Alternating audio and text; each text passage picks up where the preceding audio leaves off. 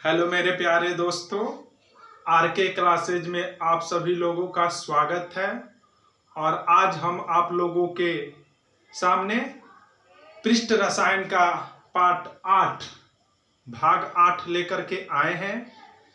इसके पहले पृष्ठ रसायन सरफेस केमिस्ट्री में अब तक कुल मिलाकर के 7 वीडियो अपलोड हो चुके हैं। तो कृपया करके अच्छे से आप अगर सरफेस केमिस्ट्री पढ़ना चाहते हैं तो हर वीडियो को मेरे सीरियल नंबर से आप देखिए। और आशा नहीं पूर्ण विश्वास है कि आपको हर टॉपिक अच्छे से अच्छे समझ में आएगा। तो चलिए भाग 8 में, पृष्ठ रसायन का भाग 8 में आज हम लोगों का टॉपिक का नाम है लैंगम्यूर अधिशोषण और दूसरा टॉपिक का नाम है ठोसों पर गैस का अधिशोषण एवं इसको प्रभावित करने वाले कारक। देखिए भाग 8 में हम लोग 2 टॉपिक पढ़ेंगे आज। पहला टॉपिक क्या है, लैंगम्यूर अधिशोषण क्या होते हैं। दूसरा टॉपिक क्या है, ठोसों पर गैस का अधिशोषण एवं इसको प्रभावित करने वाले कारक। तो चलिए पहला टॉपिक हम लोग शुरू करते हैं। पहला टॉपिक है लैंगम्यूर अधिशोषण क्या होते हैं। देखिए ये जो लैंगम्यूर अधिशोषण है ये उन्हीं व्यक्ति को समझ में आएगा जो पीछे वाला वीडियो देखे हुए हैं, यानी कि भाग 7 जो वीडियो देखे हुए हैं उन्हीं को ये समझ में आएगा लैंगम्यूर अधिशोषण क्या होते हैं।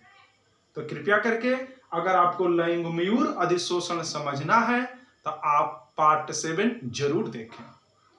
चलिए फिर भी हल्का सा हिंट कर दे रहे हैं लैंगम्यूर अधिशोषण को समझाने के लिए। हम जानते हैं कि अधिशोषण जो होता है 2 प्रकार का होता है। पहला होता है भौतिक अधिशोषण और दूसरा होता है रासायनिक अधिशोषण। तो हमको रासायनिक अधिशोषण को समझाना पड़ेगा क्योंकि हमको क्या पढ़ाना है, लैंगम्यूर अधिशोषण पढ़ाना है। तो देखिए लैंगम्यूर अधिशोषण जो है वह रासायनिक अधिशोषण से संबंधित है।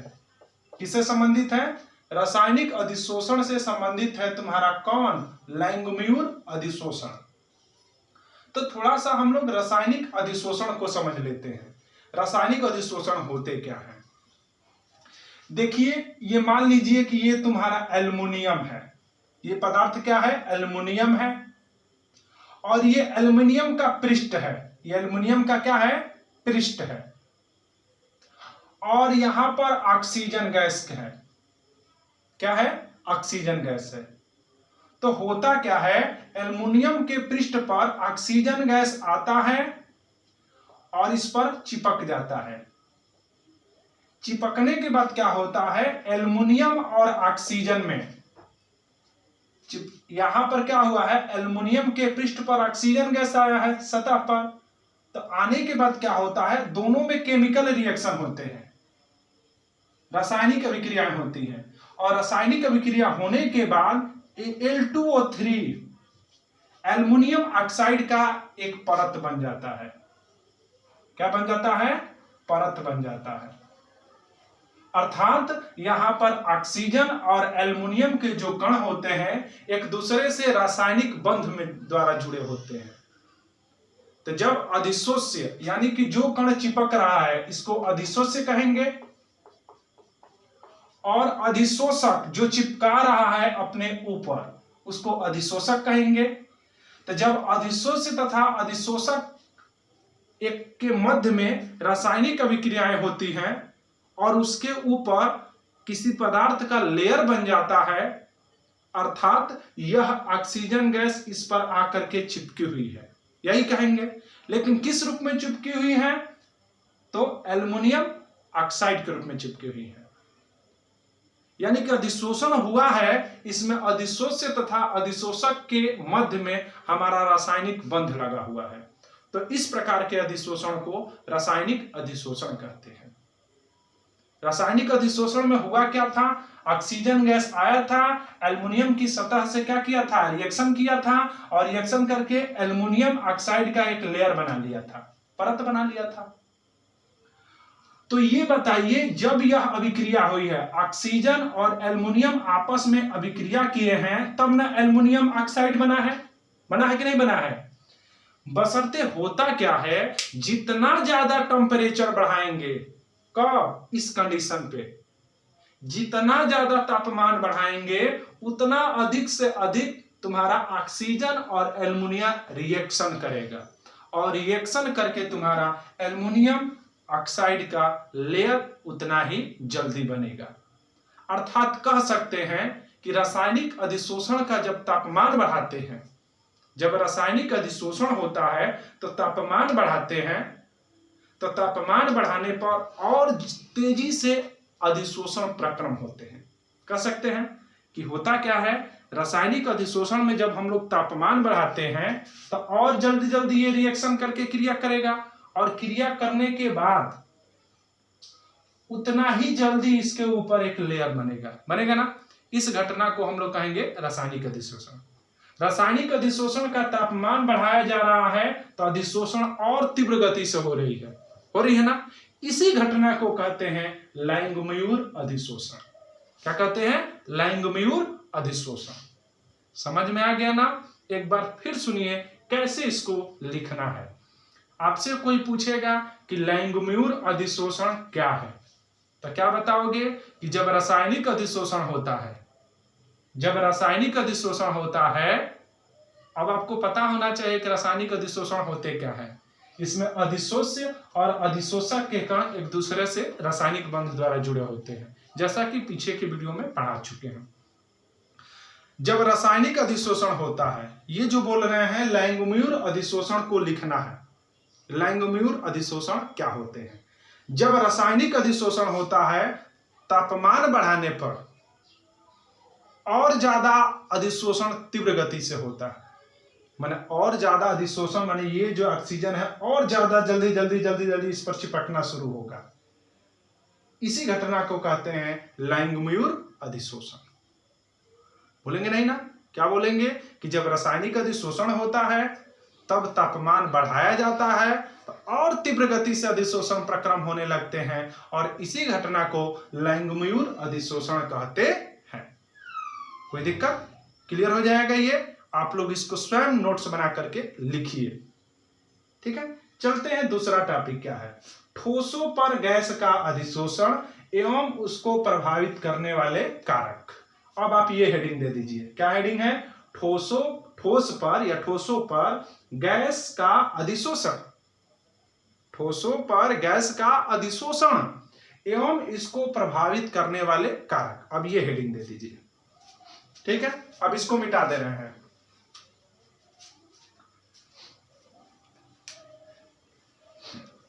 देखिए हेडिंग दे दिए सभी लोग, यही हमारा हेडिंग है। क्या हेडिंग है? ठोसों पर गैस का अधिशोषण होता क्या है। यार देखो, हेडिंग में ही सब कुछ छिपा हुआ है, डिफिनीशन भी। देखिए, ये मान लीजिए कि कोई ठोस पदार्थ है, मान लिए, तो चलिए एल्युमिनिया जस्ट अभी पीछे पड़े, उसी को मान लीजिए कि ये एल्युमिनिया है, यह एक ठोस पदार्थ है, और ये वायुमंडल में, एटमॉस्फेयर में ऑक्सीजन गैस था। तो हुआ क्या, ये जो गैस है इसके पृष्ठ पर आकर के चिपकना शुरू कर दी, यानी कि जुड़ना शुरू कर दी, जुड़ना शुरू कर दी। यानी कि ठोस, एल्युमिनियम ठोस होता है ना, ठोस के पृष्ठ पर गैस के अणु आकर के क्या हुए हैं? अधिशोषित हुए हैं। ठोस के पृष्ठ पर ऑक्सीजन जो है, एल्युमिनियम ठोस होता है, तो ठोस के पृष्ठ पर एल्युमिनिया आकर के, नहीं, ठोस के पृष्ठ पर, ठोस एल्युमिनिया है तुम्हारा, इस पर ऑक्सीजन गैस आकर के चिपका हुआ है। तो ठोस के पृष्ठ पर ऑक्सीजन गैस आकर चिपका हुआ है, यानी कि इसको तुम कह सकते हो कि ठोसों पर, ये ठोस था, गैस का अधिशोषण, माने कि ये ठोस तुम्हारा एल्युमिनिया जो था, इसके सतह पर ऑक्सीजन गैस आकर के जुड़ गई है। तो इसको हम लोग एक शब्दों में क्या बोलेंगे कि ठोसों पर गैस का अधिशोषण। बोलेंगे नहीं ना? ठोसों का गैस का, ठोसों पर गैस का अधिशोषण। इसका एग्जांपल देखिए, यही मान लीजिए कि आपका एक एल्युमिनिया है, मान लिए, ये जो देख रहे हो ये सब उसका सतह है, ठीक है। ये जो पदार्थ है, ये मान लीजिए कि यही एल्युमिनिया है, और यह इसका क्या है? सतह है। इसी की सतह पर ऑक्सीजन गैस चाहे जो कोई भी गैस आकर के इसकी सतह पर जुड़ गई है, जुड़ गई। तो यार ठोस की सतह पर ऑक्सीजन गैस आकर जुड़ी है, यानी कि इसको हम लोग क्या कह सकते हैं, ठोसों पर गैस का अधिशोषण। बोलेंगे नहीं ना? तो इसको आप लोग कैसे लिखोगे, लिखोगे कि जब ठोस के पृष्ठ पर, इसको हिंदी में लिखा रहा है, अभी ये हेडिंग के वाला है, ठोसों पर गैस का अधिशोषण किसे कहते हैं। तो क्या बोलोगे कि जब ठोस के पृष्ठ पर गैस के अणु आकर के चिपक जाते हैं तो इस घटना को ठोसों पर गैस का अधिशोषण कहते हैं। बोलेंगे नहीं ना? जब ठोस के पृष्ठ पर गैस के अणु आकर के जुड़ जाते हैं तो इस घटना को ठोसों पर गैस का अधिशोषण कहते हैं। ठीक है, ये टॉपिक पूरा हो गया। अब समझिए अगला इसमें एक और टॉपिक है, एवं इसको प्रभावित करने वाले कारक। माने ये जो ऑक्सीजन गैस एल्युमिनियम की सतह पर चिपक रहा है तो कौन कौन सा ऐसा पदार्थ है, कौन कौन सा ऐसा गुण है जो इसको इफेक्टेड कर सकता है, यानी कि इसको बढ़ा सकता है, घटा सकता है। यही ना प्रभावित करने का मतलब हुआ। कोई दिक्कत? मैंने प्रभावित करने का मतलब समझिए, ठोसों पर गैस का अधिशोषण पढ़ चुके हैं कि जब कोई गैस किसी ठोस के पृष्ठ पर आकर के चिपक जाती है या जुड़ जाती है तो इस घटना को ठोसों पर गैस का अधिशोषण कहते हैं। अब ये जो ऑक्सीजन गैस एल्युमिनियम की सतह पर आकर के जुड़ी है तो कैसे ज्यादा जुड़ेगी, कैसे कम जुड़ेगी, भाई कुछ ना कुछ कहोगे कि नहीं कहोगे? बोलो, कौन कौन सा ऐसा चीज है जो इसको बढ़ा सकता है या कौन कौन सा ऐसा चीज है जो इसको क्या कर सकता है, घटा सकता है।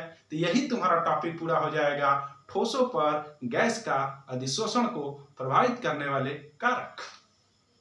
ठीक है, यानी कि ये ऑक्सीजन गैस एल्युमिनियम की सतह पर जुड़ रही है तो क्या करेंगे कि ज्यादा जुड़ेगी, क्या नहीं करेंगे कि कम जुड़ेगी। ये सब स्टेटमेंट अगर तुम बता दोगे तो वही तुम्हारा स्टेटमेंट पूरा हो जाता है, ठोसों पर गैस के अधिशोषण को प्रभावित करने वाले कारक। अब कौन कौन सा ऐसा चीज है जो इसको प्रभावित कर सकते हैं, बताएं, समझिए। हेडिंग दे दीजिएगा। ये देखिए इसमें सीरियल नंबर से चलेगा। पहला नंबर, ये गैस इस पर अधिशोषित हो रही है, कैसे ज्यादा अधिशोषित होगी। पहला बाबू, अगर मान लीजिए कि यह गैस की अपनी एक प्रॉपर्टी होनी चाहिए कि हाँ हम किसी चीज पर जाकर के जुड़ जाए, तो पहला बाबू क्या है, गैस की प्रकृति। गैस की प्रकृति, देखिए उस गैस का नेचर क्या है। उस गैस का नेचर क्या, कोई गैस अगर है तो इसके पृष्ठ पर जुड़ने लायक है। अगर वो चिपकने लायक यानी कि जुड़ने लायक है तो वो जुड़ेगी, अगर बहुत कम जुड़ने लायक है तो बहुत कम जुड़ेगी, और बहुत अधिक जुड़ने लायक है तो बहुत अधिक जुड़ेगी।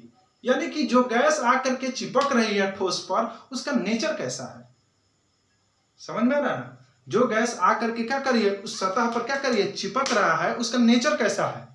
अगर वो चिपकने लायक है यानी कि जुड़ने लायक है तो अधिक जुड़ेगा, कम जुड़ने लायक है तो कम जुड़ेगा, और नहीं जुड़ने लायक है तो नहीं जुड़ेगा। तो पहला, ये जो गैस है ठोस पर आकर अधिशोषित हो रही है, तो कब ज्यादा अधिशोषित हो सकती है, उसकी प्रकृति पर निर्भर कर रहा है। किस पर निर्भर कर रहा है, प्रकृति पर। ठीक है। दूसरा पॉइंट, अधिशोषक की प्रकृति पर। अब लीजिए दूसरा पॉइंट क्या है, अधिशोषक की प्रकृति पर। अब कहने का मतलब यह है कि ये जो ठोस पदार्थ था, अब उस पदार्थ का नेचर क्या है। क्या वह पदार्थ अपने पृष्ठ पर किसी पदार्थ को या किसी गैस को जुड़ने देगा। भाई जो पदार्थ है इसी को अधिशोषक कहेंगे जी, इसको अधिशोष कहोगे, इसको अधिशोष से इसको अधिशोषक। तो ये जो पदार्थ है उसका नेचर क्या है। अगर इस पदार्थ का नेचर नहीं है कि हाँ हम पे कोई अन्य पदार्थ आकर के न चिपके, तो क्या कोई गैस आकर के इस पे चिपकेगी, नहीं। तो दूसरा नेचर क्या है, इस जो अधिशोषक जिसको बोल रहे हैं, जिसके पृष्ठ पर अन्य कोई गैस आकर के चिपक रहा है, उसका नेचर कैसा है, वो जुड़ने लायक है कि नहीं है, वो अपने ऊपर किसी अन्य अणु को क्या करेगी, रखेगी कि नहीं रखेगी। तो दूसरा तुम्हारा किस पर निर्भर कर दिया? अधिशोषण की प्रकृति पर। तीसरा पॉइंट तुम्हारा दाब। देखिए आपसे हम बताए थे कि P प्रोपोर्शनल टू 1/T, पढ़े हो गए? P प्रोपोर्शनल टू 1/T, यानी कि प्रेशर बढ़ाएंगे तो टेम्परेचर घटेगा, और टेम्परेचर घटेगा तो तुम जानते हो कि अधिशोषण और ज्यादा बढ़ेगा ना। अर्थात कह सकते हैं कि दाब बढ़ाएंगे तो टेम्परेचर घटेगा, और टेम्परेचर घटेगा तो अधिशोषण और बढ़ेगा। यानी कि दाब भी एक ऐसा कंपोनेंट है जो अधिशोषण के प्रोसेस को क्या कर सकता है? घटा सकता है या बढ़ा सकता है। तो ये बताइए, दाब भी इसको प्रभावित कर सकता है कि नहीं कर सकता है? कोई दिक्कत? चौथा नंबर है तापमान, टेम्परेचर। तापमान बार बार कह रहे हैं कि जितना कम होगा तापमान उतना ही ज्यादा अधिशोषण, जितना अधिक तापमान होगा उतना ही कम अधिशोषण होगा कि नहीं होगा। यानी कि तापमान भी जो है अधिशोषण जो हो रहा है उसको तुम्हारा प्रभावित कर सकता है। यानी कहने का मतलब यह है कि अधिशोषण को कौन कौन से तुम्हारे कंपोनेंट प्रभावित कर सकते हैं? पहला, जो गैस चिपक रही है उसका नेचर क्या है, वो किसी पृष्ठ पर जुड़ना चाहती है कि नहीं। अगर जुड़ना चाहती है तो ऑटोमेटिक बात है कि जुड़ेगी। अगर जुड़ना नहीं चाहती है तो तुम उस पर कितना भी जोर जबरदस्ती कर लो, वह गैस किसी चीज पर जुड़ेगी नहीं। ठीक है। दूसरा प्रॉपर्टी, उस पदार्थ का नेचर क्या है, वह पदार्थ अपने ऊपर किसी अन्य पदार्थ को रखना चाहता है कि नहीं, वो चिपकाना चाहता है कि नहीं। जैसे कि मान लीजिए कि प्लेटिनम है, वो प्लेटिनम अपने ऊपर किसी गैस को अधिशोषित नहीं होने देता है। अब बताओ, कोई गैस की हार्दिक इच्छा है कि हम प्लेटिनम की सतह पर चिपक जाएं, लेकिन ये जो प्लेटिनम है इसका क्या है कि नहीं, हम किसी अन्य पदार्थ को अपने ऊपर चिपकने नहीं देंगे। तब बताइए अधिशोषण फिर प्रभावित हुआ कि नहीं हुआ? कोई दिक्कत? अगला, दाब। बार बार कह रहे हैं कि दाब बढ़ाओगे तो अधिशोषण बढ़ेगा, दाब घटाओगे अधिशोषण घटेगा। यानी कि दाब भी अधिशोषण को प्रभावित कर सकता है। तीसरा, तापमान। जितना तापमान कम रहेगा उतना ही ज्यादा अधिशोषण होगा, जितना अधिक तापमान होगा उतना ही कम अधिशोषण होगा। यानी कि यहां से ये भी कह सकते हैं कि चार कंपोनेंट ऐसे हैं जो ठोस कोई अगर सतह है उस पर गैस अगर चिपकना चाहती है तो चार कंपोनेंट उसको बढ़ा सकते हैं या घटा सकते हैं। यानी कि ठोसों पर गैस को अधिशोषित होना है, उसको प्रभावित करना है, तो चार पदार्थ उसको प्रभावित कर सकता है। कौन कौन सा? गैस की प्रकृति, अधिशोषक की प्रकृति, दाब और ताप। कोई दिक्कत? तो दोस्तों इस तरह से हमने इस वीडियो में दो टॉपिक पढ़ लिया। पहला टॉपिक पढ़ लिया लैंगमुइर अधिशोषण क्या होते हैं, दूसरा टॉपिक पढ़ लिया ठोसों पर गैस का अधिशोषण किसे कहते हैं, और लास्ट टॉपिक पढ़ लिया ठोसों पर गैस का अधिशोषण हो रहा है तो कैसे बढ़ाया जा सकता है या घटाया जा सकता है, यानी कि इसको प्रभावित करने वाले कारक। ठीक है, आप लोग इसको अच्छे से नोट्स को स्वयं लिख लीजिए। कोई दिक्कत आ रहा है तो हमको जरूर बताइएगा। धन्यवाद।